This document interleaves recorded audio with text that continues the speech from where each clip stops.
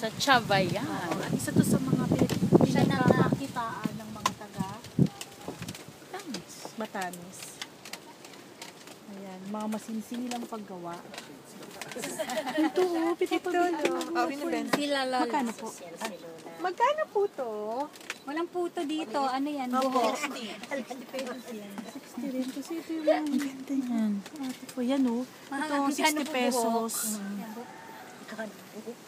Ano pong tawag sa po namin ganyan po palembo. na parang damo? Pwede nyo pong kunin din yung buhok ko pag wala na. Tita, ano po yung tawag dyan?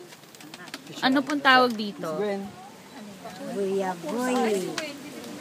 Voy-avoy. Yes. Buya-boy sa amin. Uy, bilan natin si Wendy nito. Pero din. Tapos kailangan nyo po ng ganyanin muna. T-shirt ng... Sando kay Rodel eh. Kate, Ito para kay ano. interview mo si Nat. Ilang taon na po si Annabelle? Kilala niyo po si Annabelle? Yung horror, ano po yun sa ano? Sa ibang bansa. Yan, si Annabelle. Opo, di ba si Annabelle? Talaga po ba siyang nakapantulog? Hindi po pwedeng Pabukigaw yun. Pabukit po yan. Yan uniform. Yan yung nilalagay sa mga parang scarecrow. Pagbukid talaga to as in, kunyari, magbubukid ako. Kunyari, ako na lang ha. Suotin ko to. Kasama nito. Gamit pagpunta ng yun. Minsan nakapantalon. Dito nyo lang to makikita si Annabelle. Babae lang or kahit malalaki?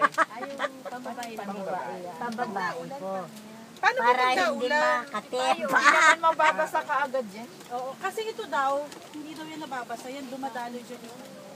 Kaya wala kang pulmonya pero meron kang sakit sa paa kasi hindi nababasa. Ano naman po ito?